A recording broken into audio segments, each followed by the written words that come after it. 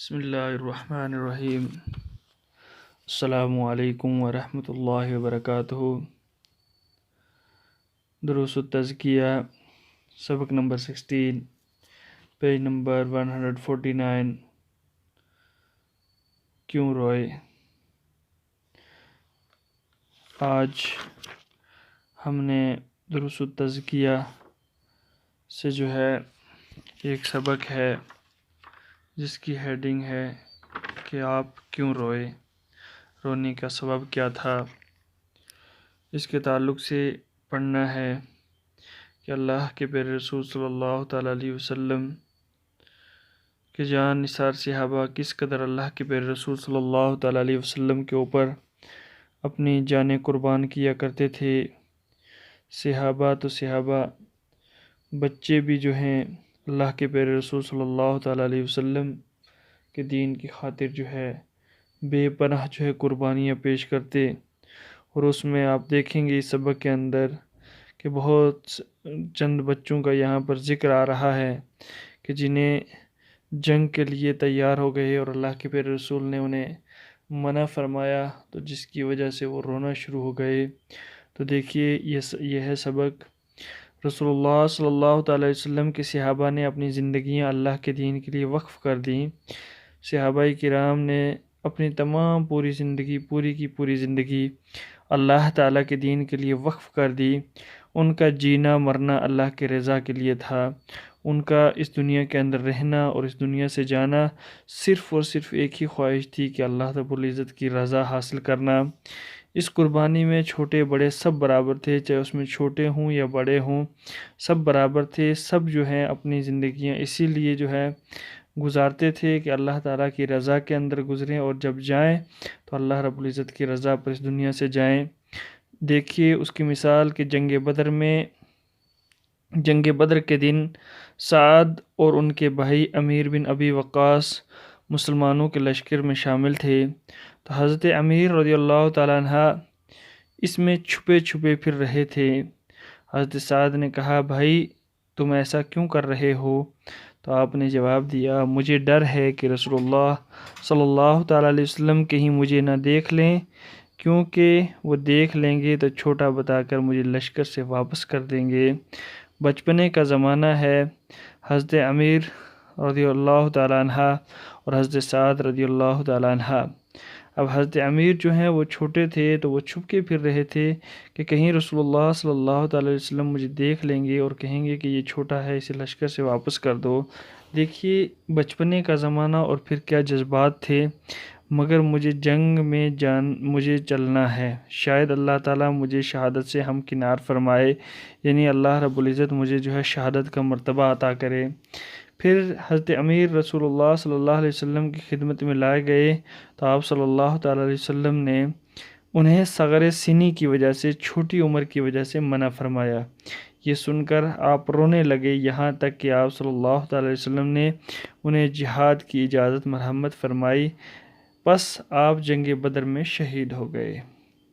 حضرت امیر چھوٹے تھے تو جب حضور کی بارگاہ میں لائے گئے تو حضور صلی اللہ علیہ وسلم نے فرمایا کہ آپ ابھی بچے ہو، آپ جنگ میں مت جاؤ۔ تو انہوں نے جو ہے رونا شروع کیا، تو پھر حضور نے اجازت دے دی اور اسی جنگ بدر کے اندر وہ شہید بھی ہو گئے۔ لشکر احد میں دو کم سن بچے تھے، لشکر احد میں دو کم سن بچے تھے، بہت کم عمر کے بچے تھے۔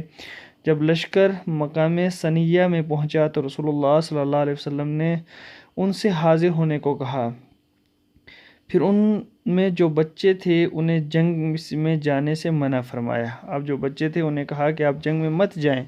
جب بچوں کو جنگ سے روکا گیا تو ان میں رافع بن خدیج اور سمیرہ بن جندب بھی تھے۔ پھر آپ صلی اللہ علیہ وسلم نے عرض کیا گیا، رافع تم نہایت ہی عمدہ تیر انداز ہو۔ آپ نے انہیں اجازت دے دی۔ حضرت سمیرہ رونے لگے اور کہا کہ رسول اللہ صلی اللہ علیہ وسلم نے رافع کو اجازت دے دی اور مجھے منع فرمایا، جبکہ میں ان سے زیادہ ٹکر لینے والا ہوں۔ حضرت سمیرہ کہتے ہیں کہ حضرت حضور علیہ السلام نے رافع کو اجازت دے دی اور مجھے منع کر دیا، حالانکہ میں ان سے زیادہ لڑنے والا ہوں۔ پھر آپ صلی اللہ علیہ وسلم نے ان دونوں سے کشتی لڑنے کو کہا تو حضرت سمیرہ حضرت رافع پر غالب آ گئے، تو رسول اللہ صلی اللہ علیہ وسلم نے انہیں بھی اجازت فرما دی۔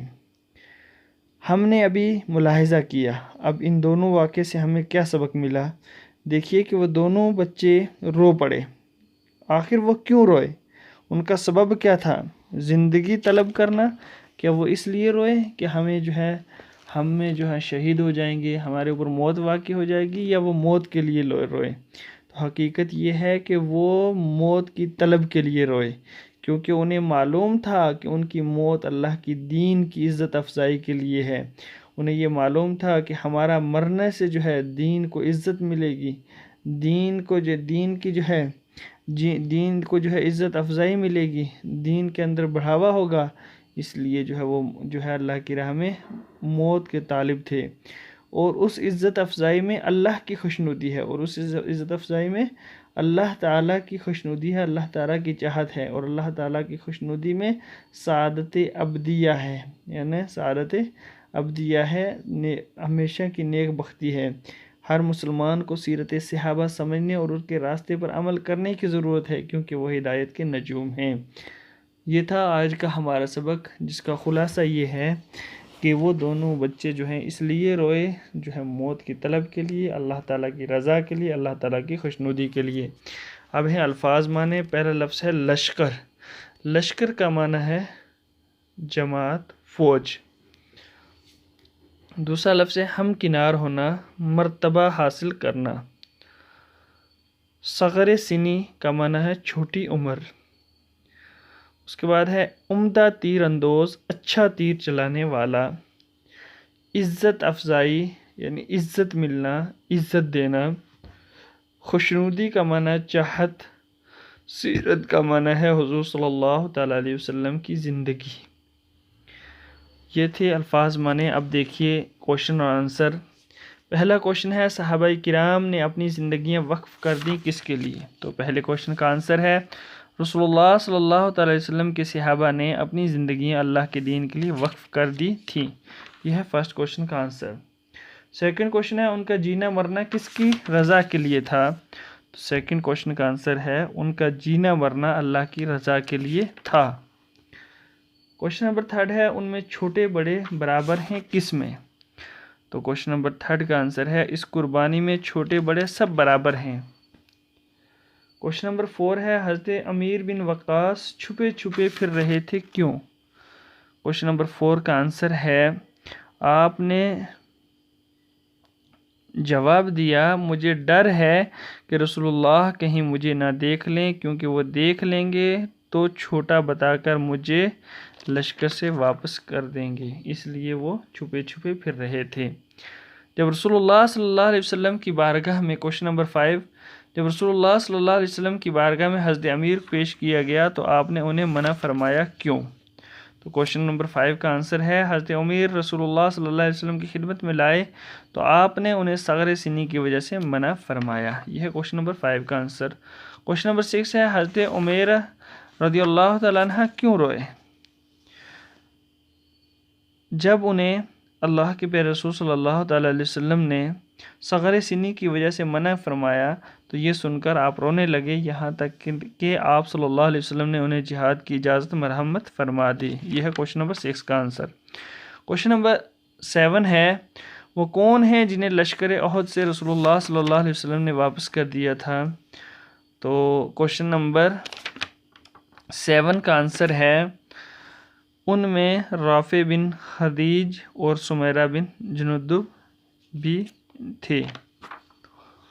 کوشچن نمبر 8 ہے آپ صلی اللہ علیہ وسلم نے حضرت رافع کو صغر سنی کے باوجود کیوں اجازت دے دی تھی؟ تو کوشچن نمبر 8 کا آنسر ہے رافع تو نہایت ہی تیر اندوز ہیں، نہایت ہی عمدہ تیر اندوز ہیں، آپ نے انہیں اجازت دے دی تھی۔ حضرت سمیرہ کیوں روئے؟ حضرت سمیرہ کیوں روئے؟ کوشچن نمبر 9 کا آنسر حضرت سمیرہ رونے لگے، کہا کہ رسول اللہ صلی اللہ علیہ وسلم نے رافع کو اجازت دے دی اور مجھے منع فرمایا جب کہ ان میں سے زیادہ ٹکر لینے والا ہوں۔ اور کوشچن نمبر 11. Question number 10. حضرت سمیرہ غالب آ گئے کس میں؟ آپ صلی اللہ علیہ وسلم نے کوشچن نمبر 10 کا آنسر ہے آپ صلی اللہ علیہ وسلم نے ان دونوں کو کشتی لڑنے کا کہا تو حضرت سمیرہ حضرت رافعہ پر غالب آ گئے. یہ ہے کوشچن نمبر 10 کا آنسر. اور کوشچن نمبر 11 ہے ہر مسلمان کو صحابہ کرام کے راستے پر عمل کرنے کی ضرورت ہے کیوں؟ تو اس کا آنسر ہے ہر مسلمان کو سیرت صحابہ سمجھنے اور ان کے راستے پر عمل کرنے کی ضرورت ہے کیونکہ وہ ہدایت کے نجوم ہیں. تو یہ تھا آج کا ہمارا سبق.